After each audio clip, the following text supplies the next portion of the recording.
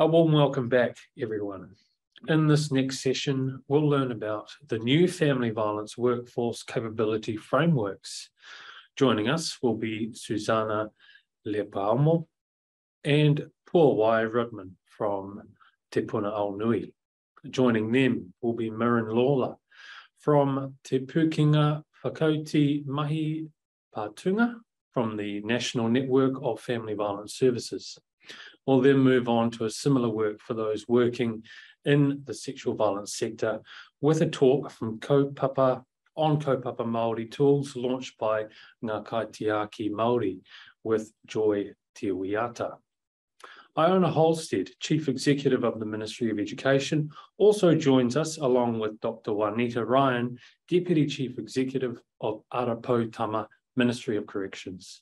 Iona and Juanita will offer some closing thoughts at the end of the session based on what our speakers were talking about. Please note that our first presentation will include a video. Now, if you have trouble accessing this video, you can view it later on our YouTube channel. The link is now posted within the chat. Over to you, Susana. Thank you so much, Charles. Tēnā koutou katoa. Tōlaf lava, warm greetings to you all. My name is Susana Lepoamo, and it is my honour to speak on behalf of Te Puna Aonui about how we are stewarding this important shift, focused on positioning and equipping our collective workforces to better serve all of us to achieve the moemoeā of Te Aorerekura.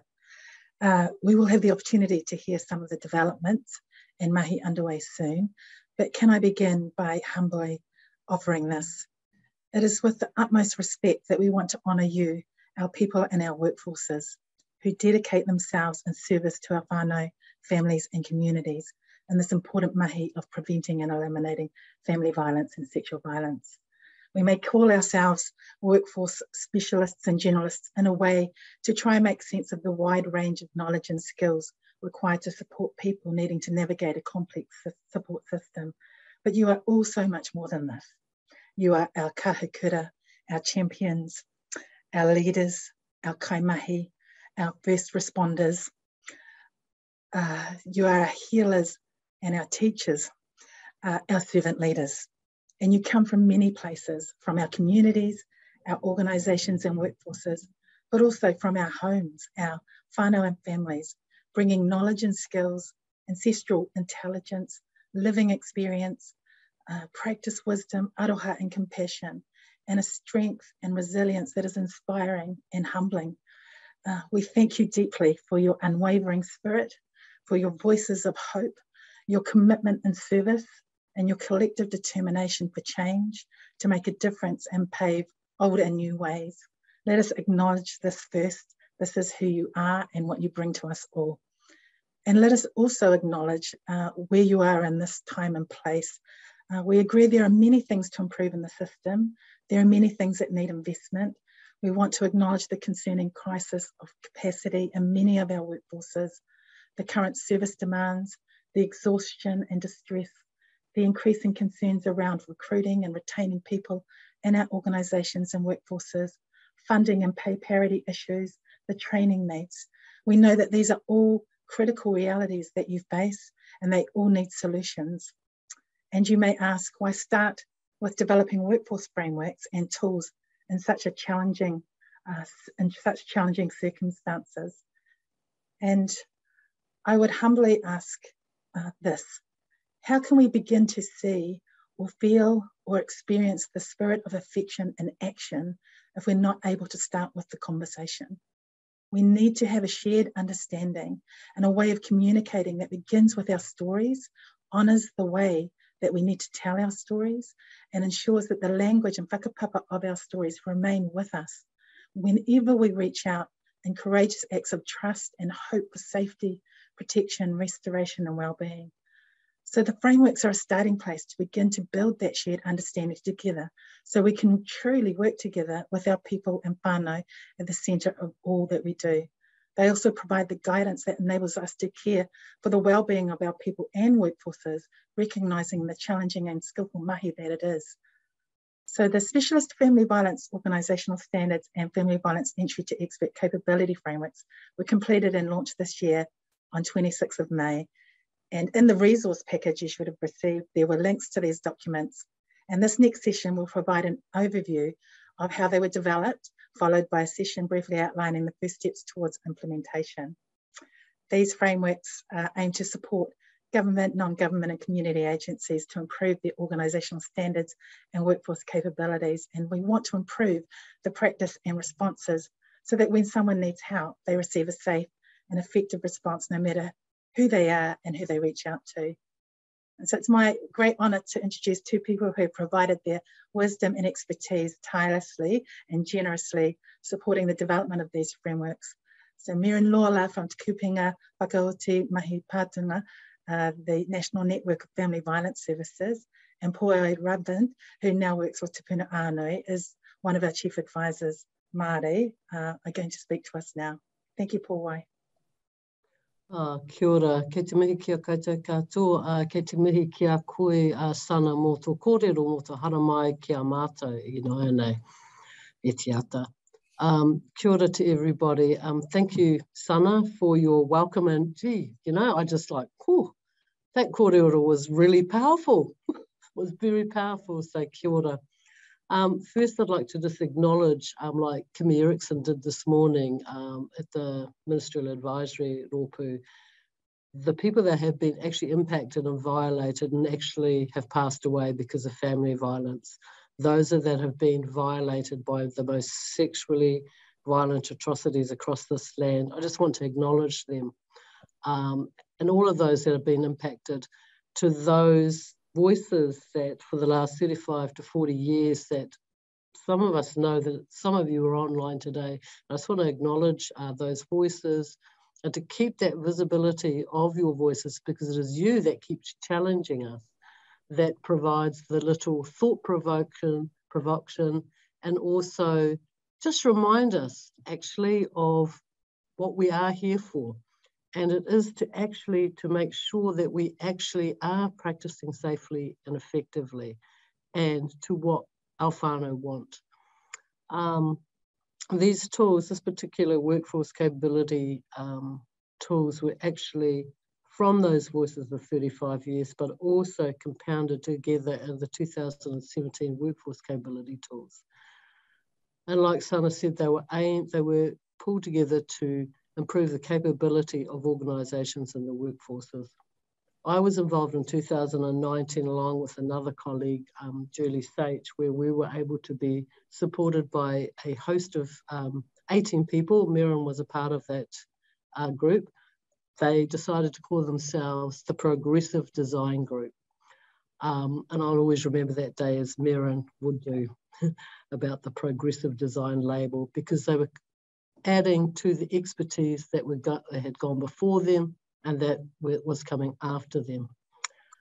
The Progressive Design Group applied an indigeneity lens, inviting consideration and balancing three elements, te tiriti, te ao Māori, and whānau-centred thinking into those frameworks.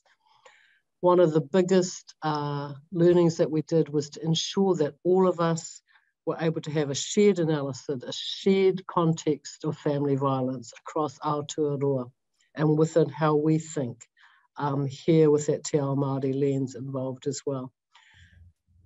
What it actually did also was actually remind us of the gendered nature of violence, so that when we talk about family violence, we are all talking about the same thing.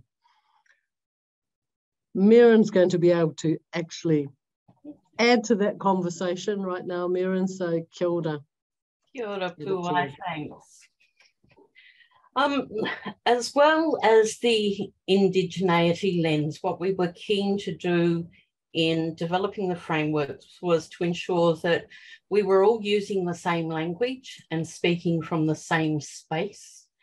And one of the pieces of language that we regularly stumble over is this notion of the specialist organisation, or the specialist worker. And I think we started from a position that while family violence is everyone's business, specialist family violence interventions are not and should not be everyone's mahi.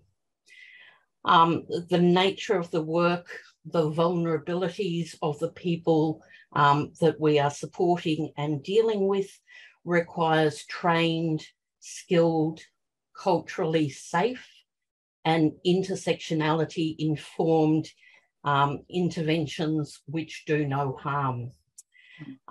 So the E2E, or Entry to Expert Framework in particular, recognises that anyone working in the family violence space should have a base or essential level of knowledge and skills, but there will be roles throughout the sector that will require increased knowledge and increased skills through an entry, enhanced and expert level. So I'm going to, the Progressive Design Group developed the two frameworks in draft form. We gifted them as a tonga to what was then the joint venture business unit, with an understanding that while there could be some tinkering, the core requirements of indigeneity and gendered analysis had to remain at their core. And they were handed over and then taken through the next stages of development. And I'll hand back to Susana to talk about that. Thanks, Merran. Yes, following the gifting of the taonga from the Progressive Design Group, members of two joint venture agency groups, Ohe Māori and Workforce and Organisational Capability Working Group, came together and developed the capabilities in the Practitioner Capability Framework further, drawing on the previous work that was focused on practitioner and reflective practice questions in the Workforce Capability Frameworks back in 2017. And then following this, further engagement took place across the motu, seeking feedback from a wider range of groups and communities, and this included representatives from the disability sector, Pacific peoples, ethnic communities, rainbow communities, older people and victim survivors. And these groups were really focused on where the layers of inequity and oppression existed and how that impacted on a range of people and communities in terms of the services and supports that they were receiving. And the considerable feedback was woven into the frameworks and has provided greater visibility of the different needs of diverse communities who make up Aotearoa. So this weaving back and forth was bringing government and non-government groups together so that we could actually be able to have documents that gave us that ability to have the shared understanding. And what was woven in was that essential level knowledge and skills that needs to be held by us all. And so, yeah, that was a journey, and it certainly is a journey that we're continuing with in terms of testing and learning. And Merran, you've been part of that as well. So I think I'm going to hand over back to you to be able to talk about that. Thank you. Thanks, Susana. Once the frameworks were completed, Te Kupenga and its members were really keen to look at how we could test the frameworks and how they could be used within organisations and with workforces. But we were also aware that alongside us wanting to do that, we had the National Collective of Independent Women's Refuges, police, Ara Poutama, Shakti Ethnic Women's Support, and the Ministry of Justice, all keen to look at how they could use the frameworks in meaningful ways within their agencies, organisations, and workforces. And as a result of that, a group of these early adopters has come together to set up a test and trial group. The test and trial group will share insights and barriers, identify actions and tools needed to support implementation, and hopefully avoid the duplication of everybody going off into their own little bunker and developing their own tools and measurements and tests. And that's just the first step. We need to reach far wider to develop an implementation approach and support material that are going to work across a whole range of agencies, organisations and workforces. So it's a case of watch this space, but it's also the case that as the work progresses, we'll be needing to plan the next steps. We want people to reach out if they've got questions.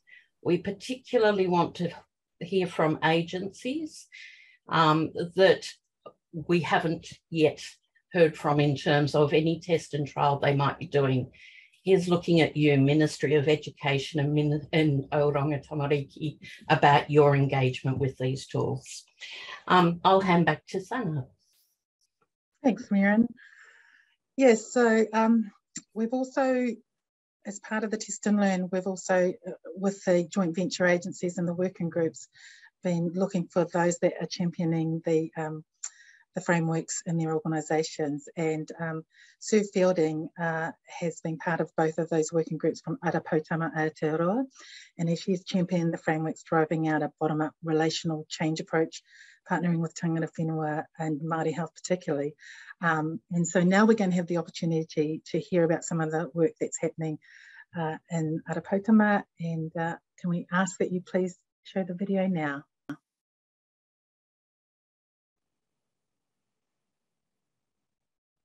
I'm Susana Lepoamo, Manager of Family Violence, Sexual Violence at Te Aorerekura. I'm here with Sue and Kerry from Ara Poutama Aotearoa, and we're here to talk about the workforce capability frameworks. Kia ora. Kia ora.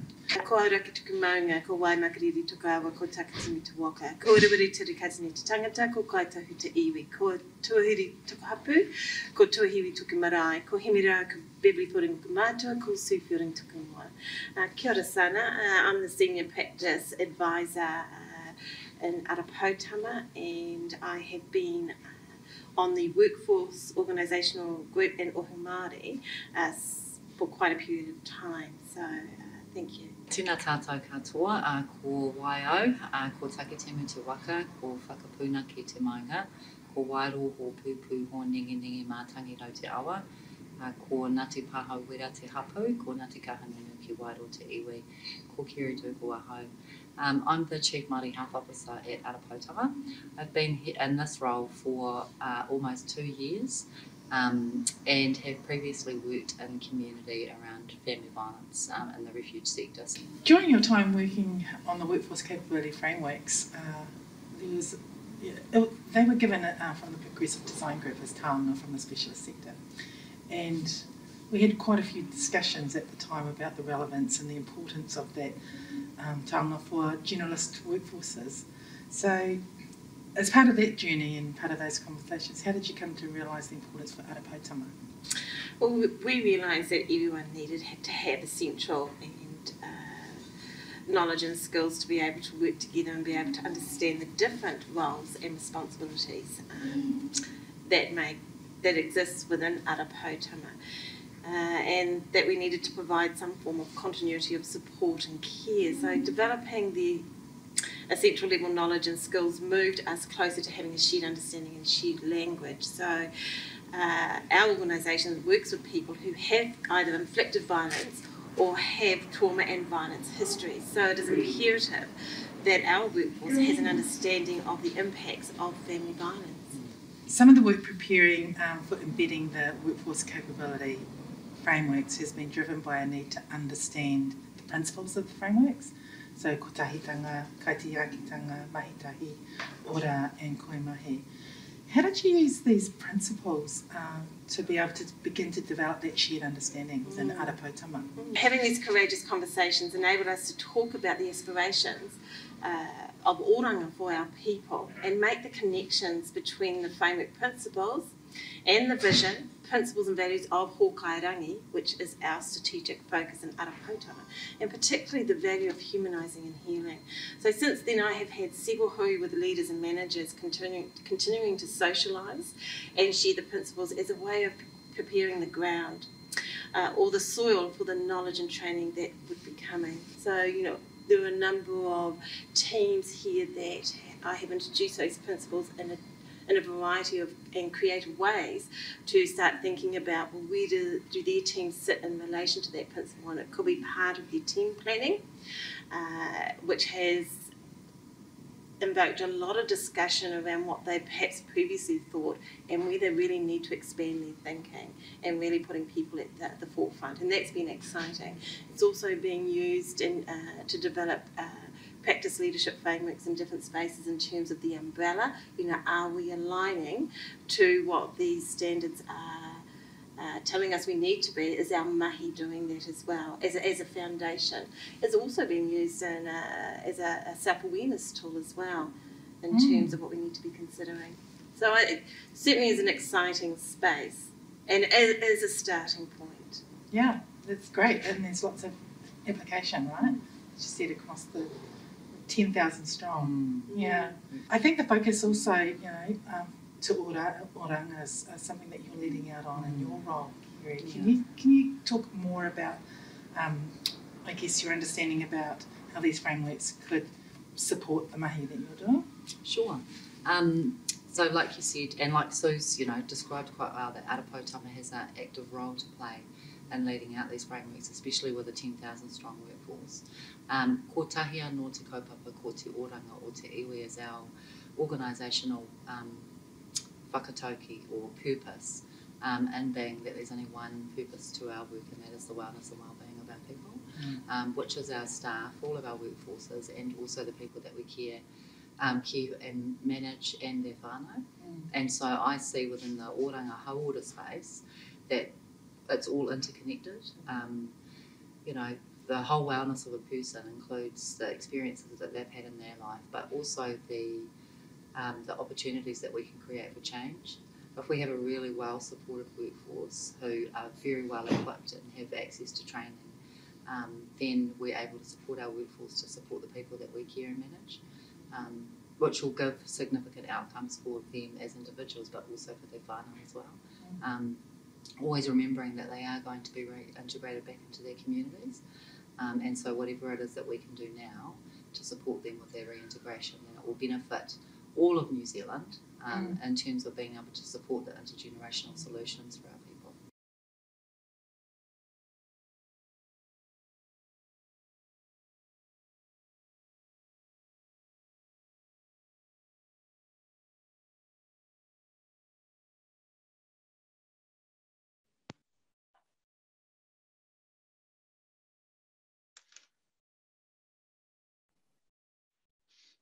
Kia ora, I think it's now my honour to introduce you to Sands, who's going to speak to the next part of our presentation. Thank you, Sands. Kia ora koutou, nā mihi nui kia koutou katoa. Nō tūhoi te iwi, tamakai mōna te hapu maunga po atu te maungu. Ko Sandra Peipi ahau. Kia mautu wehe. What a lot of work that's been done on this workforce, and it's so exciting to see the production of the work come out and to move forward and have agencies take a look at those and work on how they're going to build it up.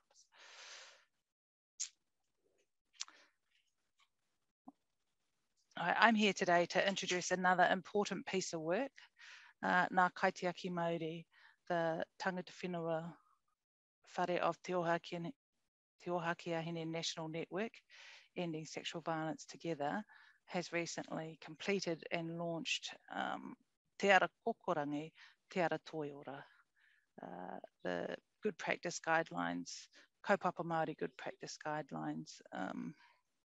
And I went over and had a chat with Joy over at Te Ohaakii Hine, Ngā Kaitiaki Māori, and we've got the video here to show you, so we can show the video now, please. Kia ora, kia ora ho ngā mihi nui mō tō mahi I tēnei kaupapa. Welcome to our session today. It's great to have you here to talk about how the kaupapa Māori, the journey of the kaupapa Māori guidelines. If you'd like to take some time to introduce yourself. Kia ora, thanks. Ko tainui te waka tararo te maunga, ko taki te awa, ngāti raukawa te iwi, nai te horu te hapu, ko raukawa te marae, ko Joy Te Wiata tuku ingoa. thanks for the opportunity to come and speak about the good practice guidelines. Really appreciate it. Could you tell us about the journey to get to realise Te Ara Kōkōrangi, Te Ara Toiora? The journey started back in the 80s. When, Māori wahine got together and started to think about practice and how they could support other wahine Māori around the motu to work with whānau who had been impacted by sexual abuse. Well, at least around 2009 and maybe before then, ngā kaitiaki Māori, it was on their hearts to really think about what kaupapa Māori guidelines would look like and to publish them so that we could support the development of other kaupapa Māori services across the country. So there was that seed that germinated. And what barriers did you come up against? I need to skip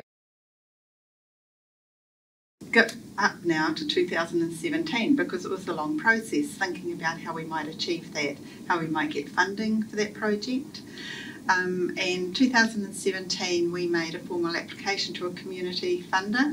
First of all, it was about the community funders recognising that these were really important, and the feedback from them was that they didn't see sufficient social need or social value for having a set of kaupapa Māori guidelines. Prior to getting that feedback, MSD had already said to us, if there is a problem, come to us and we'll see what we can do, because they were really keen for us to move forward with it. And I mention that because I think it's really important in this case to see that we're in a time where government is actually moving ahead in their thinking. So that's how our relationship with MSD around funding started to develop. Initially, we were talking with MSD and ACC, both of which had been involved in with Tōnest and Ngā Kaitiaki Māori in particular, and we began the negotiation process. Now, an issue arose around intellectual property. At that point, Ngā Kaitiaki Māori decided not to proceed with any funding that might have that attached to it, the ownership belonging to a government department, or even for a government department to have access to it, so that, because there's another legal term and I can't quite recall what that is, where they could have access to it and use parts of it, So it was a really important principle because so often Indigenous knowledge has been misappropriated, and that's not just here in Aotearoa, but internationally that happens too often. So we were determined that we would proceed with the guidelines somehow, and with the help of our tupuna, I think, because that's about all that we had at that time.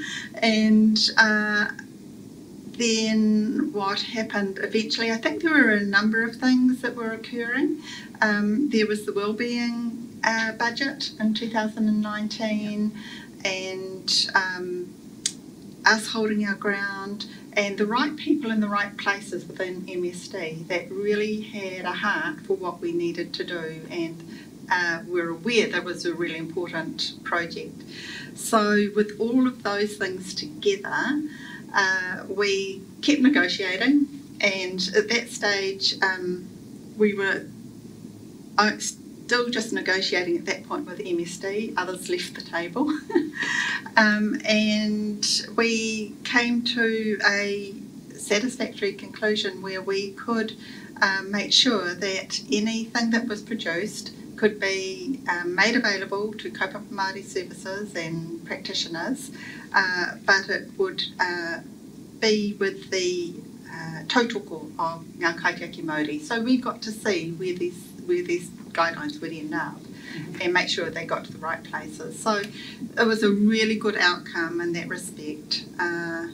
So it took a while, and so from, I guess, 2009 and then beginning the journey in 2017 with those discussions, we finally, I think it was about 2019, 2019, where we got a one-off grant, we were given a one-off grant, and then 2020, where we were fully funded by MSD. You've seen Te Aorerekura and the shifts and the actions that are going forward. Shift 3 is specifically around some workforce capability and capacity.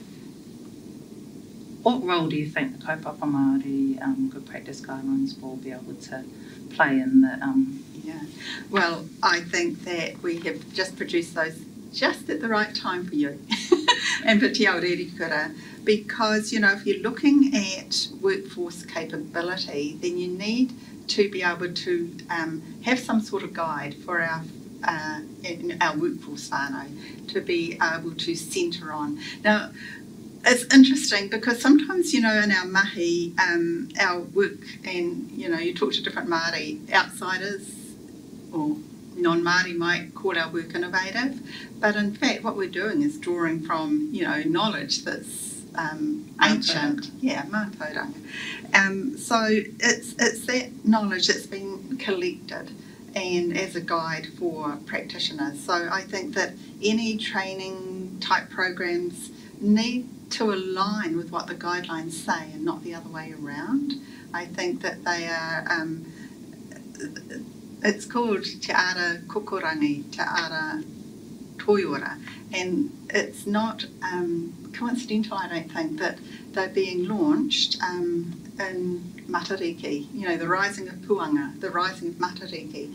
So if we think about how the stars used to guide us, you know, our tupuna, and so that we could navigate, I think in the same way we can think of these guidelines as being guides for our whānau. So, and guides for those who are developing these, you know, the programs within government. You know, I'm not quite sure the structures that you're working with in order to implement Te Aorerekura and to develop workforce capability.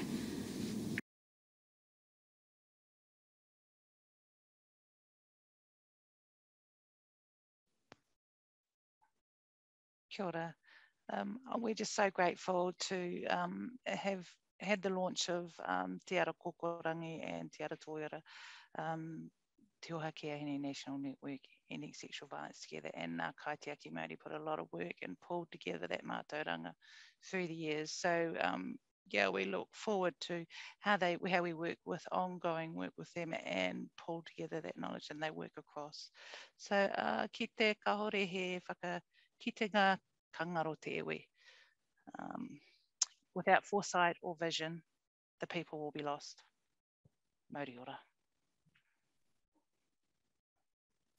Thank you, Sans. And we've come to the end of our discussion over this session. Much appreciation to all of our presenters for sharing their insights and information about the frameworks and tools. Now, I'm going to hand over to Iona and Juanita to close the session and share their insights on what they've heard over the session. Over to you. Thank you. Can I also thank all of the speakers and the contributors to the session. I've learned an awful lot, because although education is absolutely involved in the family violence, sexual violence work, we tend to focus on the teaching workforce and on the frameworks that we use to help teachers and educators to be responsive to children who arrive at school with trauma as a result of family violence and sexual violence. And so I noticed the invitation to look at the capability tool and to see how we could use it to help build our capability as well. I think within the ministry as well as within the teaching workforce, so I'm really happy to do that. Can I just reflect on what is, I think, an absolutely amazing kaupapa of these two things coming together at the same time. And I really liked the framing of Matariki as being the time that these things would bloom, because the whakapapa of that story going back to 1980s, when the kaupapa Māori guidelines were first developed, and then the really powerful and passionate description of how the workforce capability framework has been designed in a very, very strong kaupapa Māori fashion, and with a huge input from a diverse communities, I think is going to make them incredibly powerful and influential to grow the current workforce and into the future. So look, I just think it's fantastic, Mahi. The work that's gone on into it is really, really excellent, and I look forward to engaging more with it directly and indirectly through channels as we have the opportunity to. Kia ora. Thank you very much. Tēnā koutou rau rangatira mā, huri noa I te hui nei. Gosh, I tautoko everything that Iona has said, and just trying to think of something additional to add into the reflections.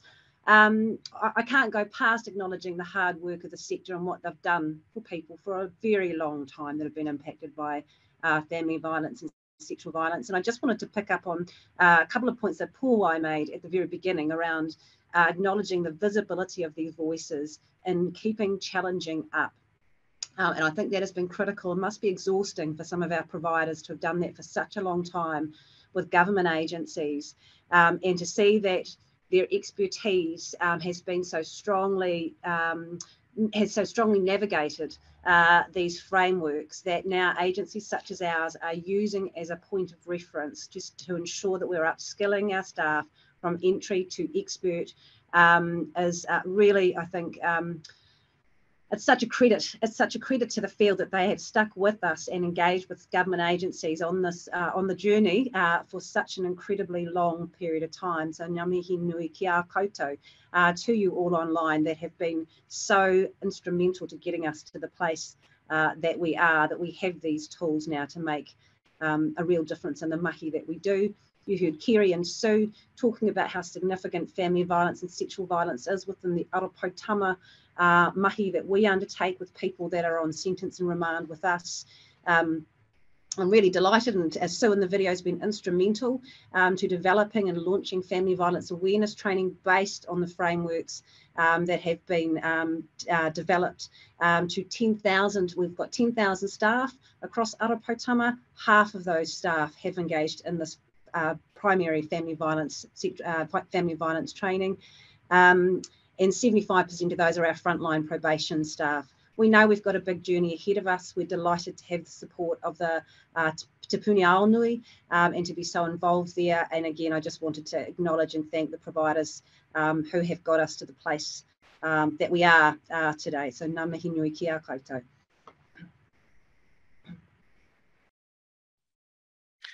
Kia ora, Doctor, and kia ora, Iona, for your time and being with us, taking time out of your busy schedule to be with us today and hear about the important mahi happening out there in the motu. Thank you very much for your time. So we're going to break into a 5-minute break right now.